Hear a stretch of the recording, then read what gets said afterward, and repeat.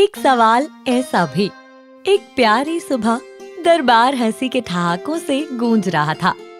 तब उस वक्त एक अनजान आदमी वहाँ आ पहुँचा और बादशाह अकबर से बोला, अरे वाह, आज दरबार में राजा बिरबल के बिना इतनी रौनक छाई हुई है। उसे देख बादशाह अकबर चौंक गए और पूछा, आपकी तारीफ, और तुम बिना इजाजत के हमारे दरबार में कैसे घुसे? ये क्या महाराज, आप भूल गए? हमने तो आपको हमारे आने का समाचार पहले ही दे दिया था। मैं हूँ पड़ोसी राज्य का मुख्यमंत्री मनमुखिया सिंह। सिर्फ पड़ोसी राज्य नहीं, हमारा दुश्मन राज्य कहो। हमने सुना है आपके राजा हमसे शांति चाहते हैं, इसीलिए हमने आपको आने की अनुमति दे दी। कहो, क्या संदेशा है तुम्हारा? जी बिल्कुल, मैं शांति का प्रस्ताव तो लाया हूँ, पर हमारे महान राजा की एक शर्त है। ये सुन दरबार के बाकी मंत्री क्रोधित हो गए और आपस में खुसफुसाने लगे। कहो। वो दरअसल आपके गुणी दरबारी के अक्लमंदी के किस्से किसी से छुपे नहीं है, हमारे राज्य से भी नहीं। ये सुन शातिर मंत्री के मन में खुशी की लहर जाग पड़ी और वो तुरंत बोला, अरे वाह वाह वाह, मेरी अक्ल के चर्चे पड़ोसी देश तक पहुंच गए। तुम सच में इतने बुद्धू थे या अभी दरबार में आने से पहले कहीं गिर गए थे? क्या मतलब? बचपन से ही होशियार हूँ मैं, सब में अव्वल आता हूँ। देख नहीं रहे, पड़ोसी देश तक पहुँच गए मेरे चर्चे। अगर तुम इतने ही अक्लमंद होते तो ये बात समझ जाते। हम तुम्हारी नहीं, बीरबल की बात कर रहे हैं। क्या? अगर आप दोनों की बेअक्ल वाली बातें खत्म हो गई हो तो हम मुद्दे की बात पर आए। क्या शर्त है तुम्हारे दुश्मन राजा की? बात ऐसी है महाराज कि आपके प्रिय बिरबल की चतुराई के किस्से दूर दूर तक हवा में उड़ रहे हैं। बस फिर उड़ते उड़ते खबर हमारे राज्य पहुंची, पर हमारे राजा का मानना है कि सारे राज्यों में हमारा दरबारी, खासकर कि मैं, सबसे ज्यादा बुद्धिमान हूँ। इसीलिए उन्होंने मुझे बिरबल को चुनौती और आपको शांति का प्रस्ताव देने भेज दिया। ठीक है, अब शर्त क्या है बताओ। शर्त आसान सी है, मैं बिरबल से कुछ प्रश्न पूछूंगा। अगर वो उसका जवाब देते हैं तो हम आपके राज्य पे कभी हमला नहीं करेंगे, और अगर वे इस चुनौती को पार नहीं कर पाए तो फिर आपको अपने हथियार डाल देने होंगे और हार माननी पड़ेगी। अकबर ये सुनते ही काफी सोच विचार में पड़ गए। वे जानते थे कि जंग से जान माल का बहुत नुकसान होता है और वैसे भी पड़ोसी राज्य काफी ताकतवर था। उनसे जंग ना मोड़ लेना ही सबसे बड़ी अक्लमंदी होगी। तो फिर उन्होंने कहा, हमें तुम्हारी चुनौती स्वीकार है, बिरबल को पेश किया जाए। ये सुनते ही दरबारी और चौंक गए और दुश्मन मुख्यमंत्री मन ही मन हंसने लगा। सिपाही जब बीरबल के घर पहुंचते हैं तब बीरबल नहा रहे थे। सिपाही बीरबल की बीवी से कहते हैं, राजा बीरबल को कितना समय लग सकता है? बात ऐसी है कि उन्हें बादशाह ने दरबार में हाजिर करने का आदेश दिया है। लो कर लो बात। बादशाह अकबर का आदेश आया, लेकिन ये अभी तक नहा के बाहर भी नहीं आए हैं। मैं तो थक गई हूँ इनके आलसी बर्ताव के कारण। क्या करूँ? कहिए आप ही। चाय भी मुझे 4 बार गर्म करनी पड़ती है, पर ये बाहर आते ही नहीं जल्दी। आप या तो दरवाजा तोड़ के इन्हें बाहर निकालिए या बादशाह अकबर से कह दीजिए इन्हें और 3 घंटे लग जाएंगे तैयार होने में। बीरबल की बीवी की बात सुन के सिपाही चौंक गए। वे निराश होकर उल्टे पांव जा ही रहे थे कि तब पीछे से बीरबल ने उन्हें आवाज दी, रुको, मेरी धर्मपत्नी की बातों में मत आओ। उनकी तो आदत ही है चीजों को बढ़ा चढ़ा कर कहना। मैं तैयार होने में 3 घंटे कभी नहीं लगाता, बस 2.5 घंटे काफी होते हैं। अब चलो। दरबार पहुंचते ही बीरबल देखते हैं कि वहाँ का माहौल काफी गरमाया हुआ है और कोई अनजान इंसान वहाँ खड़ा है। वे आदर से बादशाह को पूछते हैं, महाराज, मुझे इतनी जल्दबाजी में बुलाने की कोई खास वजह? बादशाह अकबर बीरबल को सारी बात समझा देते हैं, जिसे सुन बीरबल भी पसीना पसीना हो जाते हैं। आखिरकार ये राज्य के भविष्य का सवाल था, जिसकी तबाही या खुशहाली बीरबल की बुद्धि पर निर्भर थी। तो बीरबल, हमें तुम्हारी बुद्धिमत्ता पर पूरा भरोसा है। तुम जरूर इस जंग को होने से रोक सकते हो, जिससे बहुत सी जानें बच जाएंगी। वो दरअसल वो बादशाह अकबर, मुझे नहीं लगता बीरबल इस चुनौती के लायक है। जलील होने से अच्छा है हम जंग में कूद जाए। नहीं, हम बीरबल को अच्छे से जानते हैं। वे बिना हथियार उठाए किसी भी चीज पर जीत हासिल कर सकते हैं। बादशाह का इतना भरोसा देख बीरबल की आंखें नम हो गई और उन्होंने उस चुनौती को स्वीकार कर लिया और दुश्मन मंत्री से कहा, कहिए, क्या सवाल है? पहले तो आप ये बात बताइए कि आपको एक कठिन सवाल का जवाब देना है या 100 आसान सवालों के जवाब देने हैं। इस पर बीरबल ने एक क्षण विचार किया और बोले, मैं एक कठिन सवाल का जवाब देना चाहूंगा। ये क्या बेवकूफी है बीरबल, तुम हमारी नाक कटवा कर मानोगे। वो दरअसल मैंने अपनी धर्मपत्नी को शाम को बाजार ले जाने का वादा किया है। 100 सवालों का जवाब देते देते तो रात हो जाएगी। उसके बाद राज्य बचे या ना बचे, मैं तो निश्चित ही नहीं बचूंगा। ये सुन सभी हंस पड़े और दरबार का माहौल थोड़ा ठंडा हो गया। बहुत खूब, तो बताओ, मुर्गी पहले आई या अंडा? ये सुन पूरा दरबार सोच में डूब गया, लेकिन बीरबल ने तुरंत जवाब देते हुए कहा, जी, मुर्गी पहले आई थी। ये सुन दुश्मन मंत्री ने पूछा, वो कैसे? क्षमा चाहता हूँ, पर चुनौती के अनुसार आपने सिर्फ एक सवाल पूछने का वादा किया था, जिसका जवाब मैंने दे दिया, तो आपके अगले सवाल का जवाब मैं नहीं दे पाऊंगा। ये तेज तलवार सा जवाब सुनते ही मुख्यमंत्री का सर शर्म से नीचे झुक गया और सारा दरबार अचंभित हो गया। बीरबल ने एक बार फिर अपनी हाजिर जवाबी के कारण राज्य को एक बड़ी विपदा आने से बचा लिया। बादशाह अकबर फिर से बीरबल पर गर्व करते हुए उनकी वाहवाही करने लगे और मुख्यमंत्री ने भी बीरबल से खुश होकर उन्हें गले लगा लिया। तो हमने क्या सीखा? यही कि मन की उपस्थिति जटिल समस्याओं को बेहाल करने में मदद करती है। साहस और भाग्य। एक दिन शातिर मंत्री फटे कपड़ों में डरे सहमे से दरबार में दौड़ते हुए आए। बचाओ, बचाओ, बचाओ! अपने मंत्री की ये हालत देख बादशाह चिंतित हो बोले, मुख्यमंत्री जी, आपकी ये अवस्था किसने की? वो दरअसल वो। शातिर मंत्री ने उन्हें बताया कि जब वो रात को जंगल के रास्ते से आ रहे थे तो अचानक उन पर डाकू चिंगचोंग ने हमला कर दिया। फिर उनके सारे पैसे लूटे, उन्हें एक पेड़ के साथ बांध दिया और सवेरे बंदरों के टोली ने उनके कपड़े फाड़ दिए। वो तो भला हो एक दरिया दिल बंदर का, जिसने मेरी रस्सी खोली और मैं यहाँ दौड़ता हुआ आ गया। ये सुन वहाँ बैठे बीरबल हंस पड़े, जो बादशाह अकबर को पसंद नहीं आया और वो बोले, बीरबल, ये क्या बेहुदा हरकत है? तुम्हें राज्य के एक सम्मानित मंत्री की हालत पर हंसी आ रही है? क्षमा चाहता हूँ महाराज, पर मैं मुख्यमंत्री की अवस्था पर नहीं, उनकी बुजदिली पर हंस रहा हूँ। डाकू चिंगचोंग भले ही कुंफू के कला में माहिर हो, परंतु मुख्यमंत्री जी ने भी तो कुश्ती के दांव पे सीखे हैं। वो अगर जरा हिम्मत दिखाते तो शायद उनकी ये अवस्था नहीं होती। तुम्हारे लिए ये कहना आसान है बीरबल। अगर तुम्हें भी किसी खतरनाक परिस्थिति में डाल दिया जाए तो तुम्हारा ये तेज दिमाग भी धीमा पड़ जाएगा। अब खराब किस्मत के आगे कौन टिक सकता है भला? शातिरुद्दीन सही कह रहे हैं बीरबल, किस्मत मेहरबान तो गधा पहलवान। क्षमा चाहता हूँ महाराज, पर मैं समझता हूँ कि अगर मनुष्य थोड़ी सी हिम्मत दिखाए तो वो अपनी बुरी किस्मत भी पलट सकता है। अब आप ही देखिए, इतनी बार हमारे राज्य पर अचानक हमला हुआ, पर आप किस्मत के भरोसे नहीं बैठे रहे, बल्कि अपनी हिम्मत से आगे बढ़े।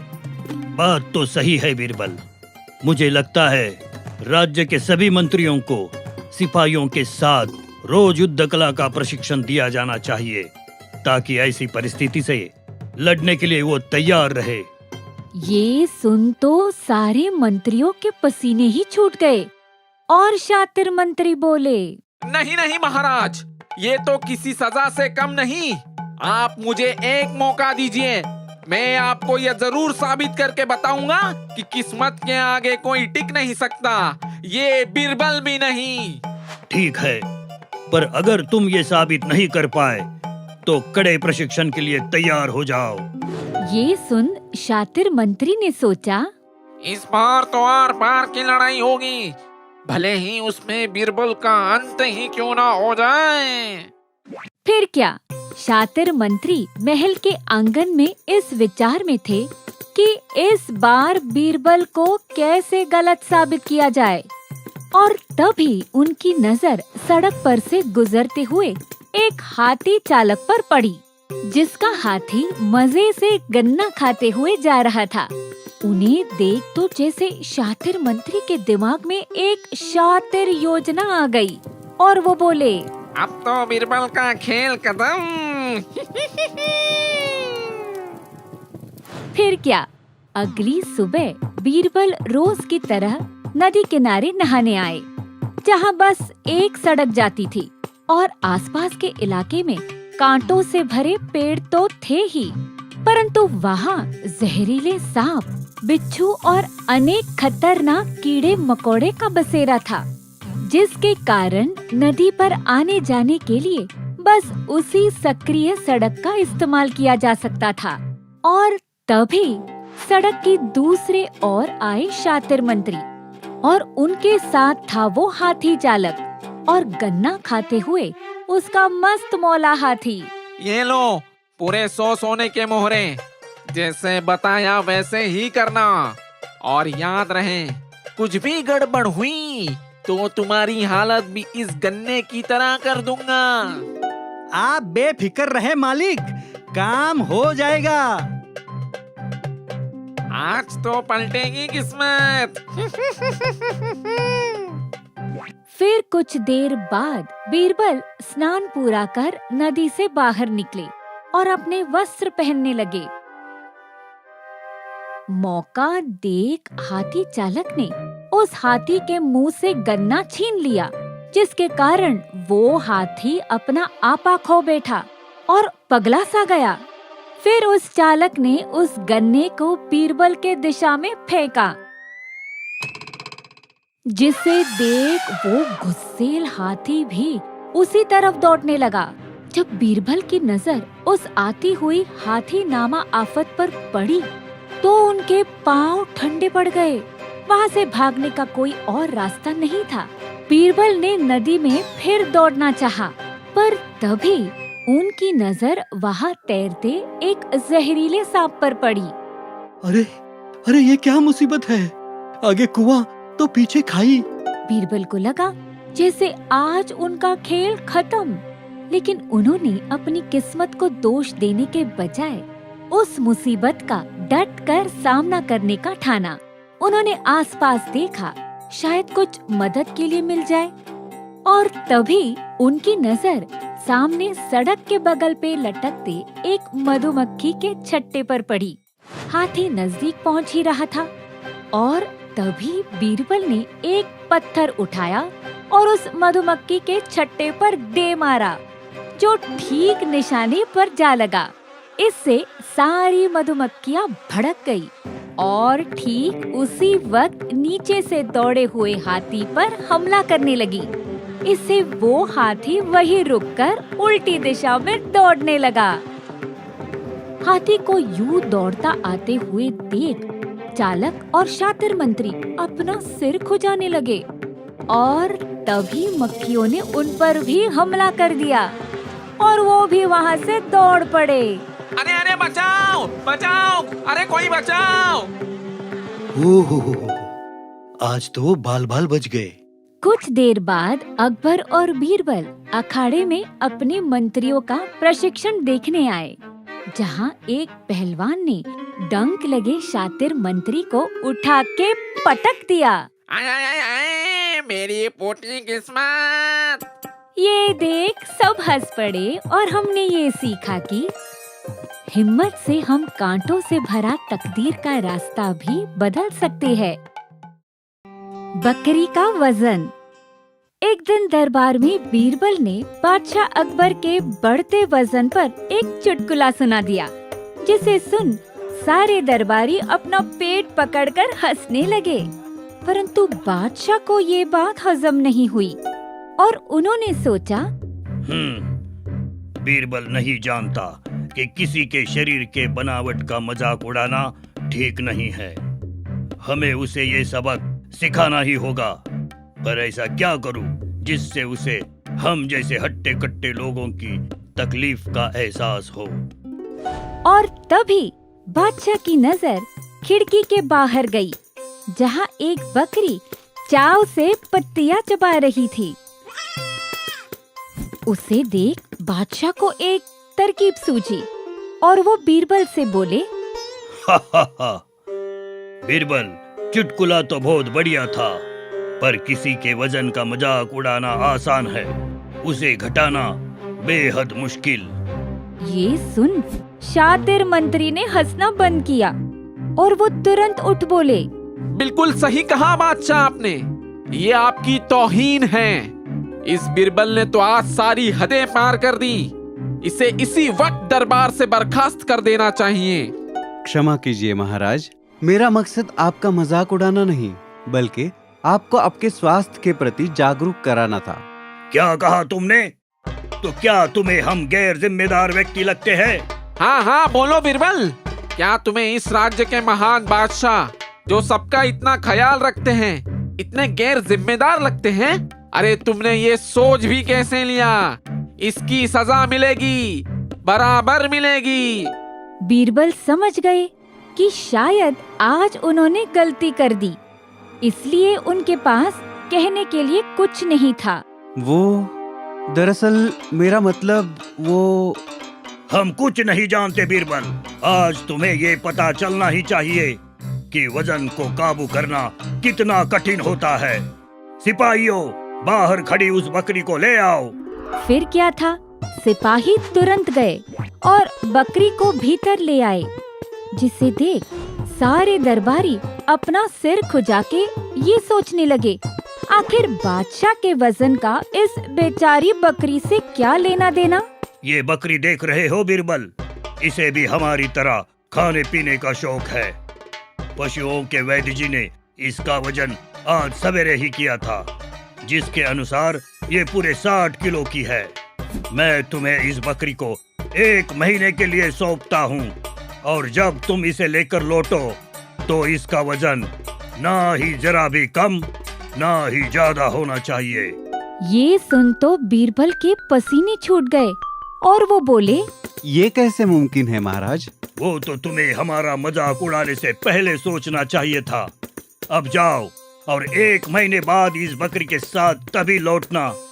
अगर इसका वजन 60 का 60 किलो ही हो, ना ही थोड़ा ऊपर ना ही थोड़ा नीचे, और अगर ऐसा नहीं हुआ तो तुम्हारी इस दरबार से हमेशा की छुट्टी। बीरबल तो बेचारा इस बार बहुत बुरा फंसा था, पर उनके पास कोई और उपाय भी नहीं था, इसलिए वो उस बकरी को ले वहाँ से चुपचाप निकल गए।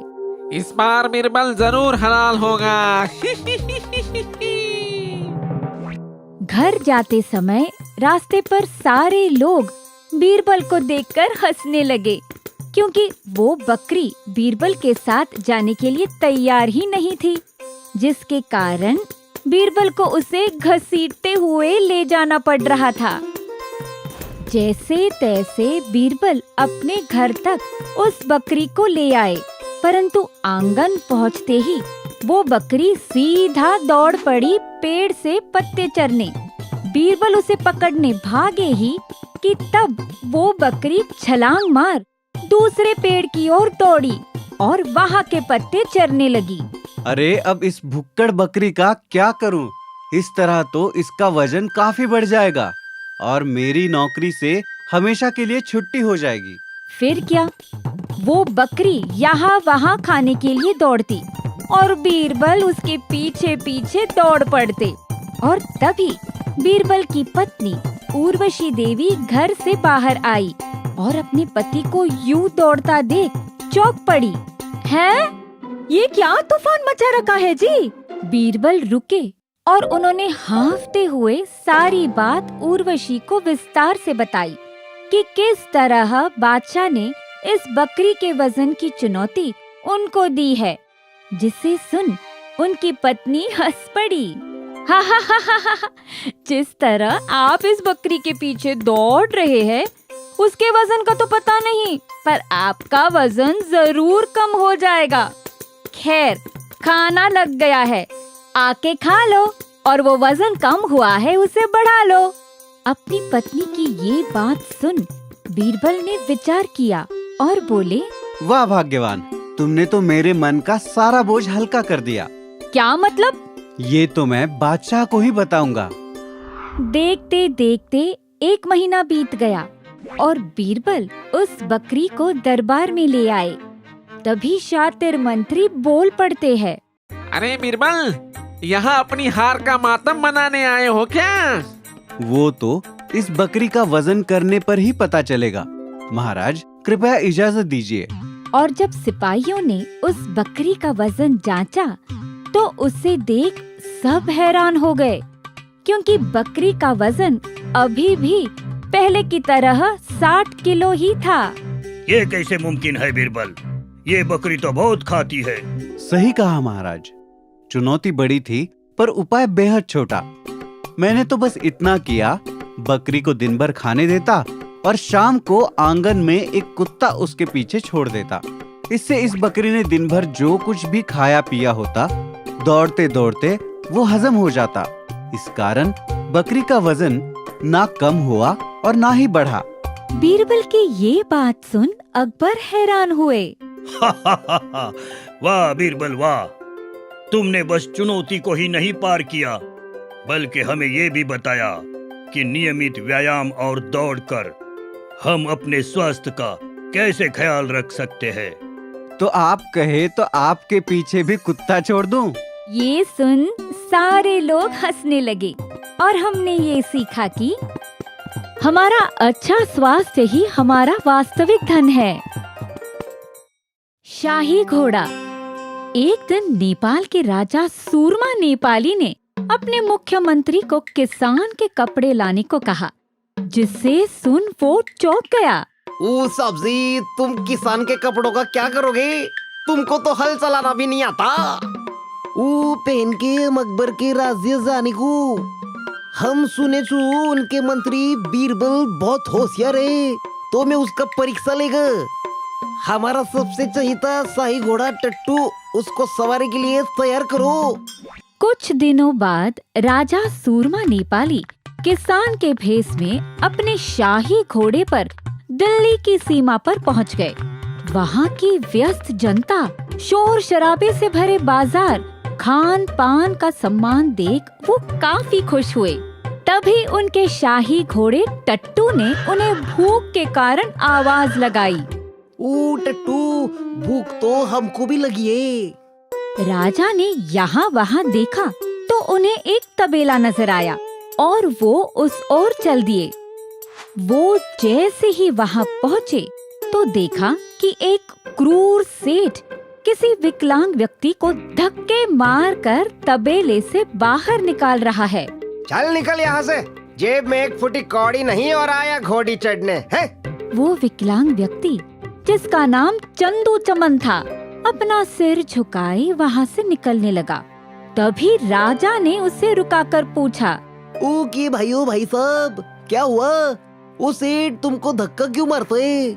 जैसे ही चंदू ने राजा के घोड़े को देखा, उसकी तो आंखें ही चमक गई। अरे वाह, आपका घोड़ा तो काफी सुंदर है। वो तो है, पर तुम्हारा और उस सेठ का क्या बवाल है? अरे अब क्या बताओ सेठ, मुझे आगरा जाना था, पर जैसे कि आप देख सकते हो मैं एक पाँव से अपाहिज हूँ, तो इतनी दूर सफर करना मेरे लिए मुमकिन नहीं है। राजा को उस व्यक्ति की हालत देख उस पर दया आने लगी। हम समझ सकता है, और उसके लिए सेठ जी से मैंने दरखास्त की कि मुझे कुछ घंटों के लिए घोड़ा उधार दे दो, परंतु उन्होंने मेरी एक ना मानी और मुझे धक्के मार कर निकाल दिया। उस लाचार व्यक्ति को यूं रोता देख राजा को बहुत बुरा लगा और उन्होंने उसकी मदद करने का फैसला किया। अच्छा रो मत, मैं आगरा ही जा रहा है, तो तुम्हें मेरे घोड़े पर छोड़ देता हूँ, आओ बैठ जाओ। फिर राजा सूरमा ने घोड़े से उतरकर चंदू को घोड़े के पीठ पर चढ़ाया, और क्योंकि टट्टू भी थक चुका था और 2 लोगों का बोझ उठाना उसके लिए मुश्किल होता, इसीलिए राजा ने स्वयं पैदल ही सफर करने का फैसला किया। रास्ते में दोनों ने एक दूसरे को अपने अपने जीवन की कहानियाँ और अनुभव बताए, परंतु राजा ने अपनी असलियत अभी भी उससे छुपा कर रखी। कुछ घंटों बाद जब वो आगरा पहुँचे तो राजा सूरमा बोले, संधू, हम आगरा पहुंच गए। आओ, मैं तुम्हें घोड़े से उतरने में मदद कर देता हूँ। और तभी चंदू ने तो अपने तेवर ही बदल दिए। अरे तुम्हारी हिम्मत कैसे हुई कि तुम मुझे मेरे ही घोड़े से उतरने के लिए कहो? ये सुन तो राजा सूरमा बिल्कुल हक्के बक्के रह गए। क्या? ये क्या कह रहे तुम चंदू? मौका देख चंदू ने और चिल्लाते हुए कहा, अरे मैं तो तुम्हें बस आगरा तक रास्ता बता रहा था। तुम्हारी मदद के बदले तुम मुझी से धोखाधड़ी करोगे? शर्म आनी चाहिए तुम्हें, एक विकलांग व्यक्ति की सवारी उससे छीनते हुए। ये क्या बकवास है? मेरा घोड़ा तुम्हारा कब से बन गया? तुम्हारी याददाश्त कम है क्या? जब तुम मुझे दिल्ली शहर के बाहर मदद मांगते दिखे थे, तभी से ये घोड़ा मेरा ही था। नहीं, ये घोड़ा मेरा है। मेरा है, मेरा है। ये शोर शराबा सुन दोनों के आसपास भीड़ इकट्ठा होने लगी। घुड़सवार की हालत देख लोगों को भी उस पर दया आई और उन्होंने उसी का साथ दिया। अरे रे, क्या जमाना आ गया है। लोग अब लाचारों को भी लूटने लगे हैं। देखो भाई, मैं तो कहता हूँ मारो इसे, मारो मारो मारो। भीड़ को अपने खिलाफ देख तो राजा को भी समझ नहीं आ रहा था कि वो क्या कहे, और तभी वहाँ 2 सिपाही आ गए। तुम दोनों का फैसला अब दरबार में होगा, चलो। दरबार पहुंचकर उन दोनों ने अपने अपने पक्ष बादशाह को सुनाए, परंतु सूरमा नेपाली ने अभी भी अपनी हकीकत छुपाई रखी, जिसके कारण वहाँ बैठे बीरबल को शक आने लगा कि ये व्यक्ति कुछ न कुछ झूठ जरूर बोल रहा है। परंतु चंदू के भाव भी कुछ ठीक नहीं थे, जिसके कारण सच और झूठ बताना मुश्किल हो रहा था। फिर क्या, बीरबल खड़े हुए और उन्होंने घोड़े को अच्छे से परखा और उन दोनों से कहा, एक काम करो, आज के लिए इस घोड़े को तुम यहाँ दरबार में ही छोड़ जाओ, और कल सुबह मैं खुलासा करूँगा कि तुम दोनों में से सच्चा मालिक कौन है। ये सुन वे दोनों वहाँ से चले गए और बीरबल ने सोचा, ये दोनों व्यक्ति तो अपने आप को साधारण बता रहे हैं, पर ये घोड़ा, ये तो शाही लगता है। कहीं ये दोनों ही झूठ तो नहीं बोल रहे? पता लगाना होगा। उस शाम जब बीरबल शाही बगीचे में टहल रहे थे, तब उनके पास शाल ओढ़ा हुआ एक जासूस आया। उसने बताई बातें सुन बीरबल चौंक गए। तो मेरा शक सही निकला, इतना बड़ा झूठ। अगली सुबह बीरबल ने चंदू और राजा सूरमा को शाही अस्तबल में बुलाया और कहा, तो आप दोनों मानते हैं कि ये घोड़ा आपका है ना? हाँ। देखा, ये अब तय करना तो मुश्किल है, परंतु क्योंकि आप दोनों यहाँ के मेहमान हो, तो बादशाह अकबर के आदेश पर हम आप दोनों को एक एक घोड़ा दे देते हैं। कहो, मंजूर है? मंजूर है। अरे ऐसे कैसे? वो सिर्फ एक घोड़ा नहीं, मेरी शान है, शान। उसे सुन चंदू ने भी अपने सुर बदल दिए। हाँ, उस घोड़े को मैंने बचपन से पाला है। वो बस सवारी नहीं, मेरा सहारा भी है। ये तो अब मुसीबत बढ़ गई। वो कैसे? वो दरअसल हमारे अस्तबल में ठीक वैसे ही बहुत से घोड़े हैं। अब तुम्हारे घोड़े को पहचानना मुश्किल होगा, तो एक काम करो, तुम दोनों एक एक कर अंदर जाकर खुद ही अपना घोड़ा ढूंढ लो। चंदू, पहले तुम जाओ और घोड़ा चुनने के बाद अस्तबल के पीछे इंतजार करना। फिर क्या, पूरे आत्मविश्वास के साथ चंदू भीतर तो गया, पर अंदर जाते ही इतने सारे हूबहू घोड़े देख वो उलझन में पड़ गया। अरे रे, अब इनमें से वो कल वाला घोड़ा कैसे पहचानूं? इस पर माथा पच्ची करके कोई फायदा नहीं। अब कोई भी घोड़ा ले लेता हूँ, जाने दो। फिर चंदू एक घोड़े की लगाम पकड़ उसे वहाँ से ले गया। कुछ देर बाद राजा सूरमा अंदर आए और इतने सारे घोड़े देख चिंतित हो गए, परंतु तभी उनकी नजर उनके चहीते सवारी पर पड़ी। रहा टट्टू। टट्टू पहचाना मुझे? अस्तबल के बाहर दोनों व्यक्ति अपने अपने घोड़ों के साथ खड़े थे। तब बीरबल वहां आए। क्यों, कल वाला घोड़ा मिला या नहीं? हाँ मिला। चंदू, मैं तुमसे नहीं, राजा सुरमा नेपाली से पूछ रहा हूँ, उन्हें उनका घोड़ा मिला या नहीं? ये सुन तो दोनों चौंक गए और राजा सूरमा बोले, ओ बीरबल, तो तुम्हें पता था मैं कौन है और ये मेरा ही घोड़ा है? वो दरअसल इस घोड़े को देख मैं समझ गया था कि ये कोई शाही घोड़ा है, पर क्योंकि राजा सुरमा ने अपनी असलियत छुपाई हुई थी तो कहना मुश्किल था कि ये शाही घोड़ा आप दोनों के पास कैसे आ गया था। फिर मैंने तुम दोनों के पीछे एक जासूस छोड़ा और बीरबल जी, वो चंदू तो चमन ही है, पर वो किसान कोई साधारण व्यक्ति नहीं बल्कि राजा सुरमा नेपाली है। वह राजा बीरबल जिस सच की तलाश में मैं इधर आया था वो मैंने देख लिया। तुम वाकई बुद्धिमान है। शुक्रिया राजा सुरमा। पर जब तुम्हें पता ही चल गया था तो तुमने हमें घोड़ा चुनने क्यों भेजा? दरअसल मैं बस जासूस की बताई बातों पर यूं ही यकीन नहीं कर सकता था, तो पूरी तरह पक्का करने का यही तरीका था। और ऊपर से इस चंदू चमन को सबूत के साथ भी तो पकड़ना था। ये सुन तो चंदू डर से थरथराने लगा और बोला, मुझे माफ कर दो बीरबल। दरअसल मेरी विकलांगता की वजह से मुझे आने जाने में बहुत परेशानी होती है और नया घोड़ा लेने लायक मेरे पास पैसे भी नहीं है, इसलिए मजबूरी में मैंने ये गलत कदम उठाया। चंदू की इस बात पर बीरबल ने विचार किया और बोले, गलती तो हुई है, पर सिर्फ तुमसे नहीं, हमसे भी। वो कैसे? दरअसल हमने हमारी दुनिया को बस स्वस्थ शरीर वालों के हिसाब से ही बनाया है, जिसके कारण चंदू जैसे विशेष व्यक्तियों को इससे बड़ी दिक्कत होती है। बिल्कुल सही है। और हर राज्य का कर्तव्य होना चाहिए कि वे ऐसे लोगों के लिए भी सुविधा प्राप्त करे। तो हमारी आंखें खोलने के लिए शुक्रिया चंदू, तुम ये घोड़ा रख सकते हो। शुक्रिया बीरबल, आप वाकई महान हो। और आज ही मैं बादशाह से विकलांगों के लिए विशेष संरचना निर्माण करने की दरखास्त करूंगा। उन सब ने एक दूसरे को हाथ जोड़कर नमन किया और हमने ये सीखा कि हमें हमारी दुनिया हर किसी के लिए बनानी चाहिए। बीरबल और क्रोधित बैल संगीत प्रतियोगिता। एक सुहानी दोपहर बादशाह अकबर के चेहरे पर मायूसी छाई हुई थी। वजह थी उनके चहीते कलाकार तानसेन का 1 महीने की छुट्टी पर जाना।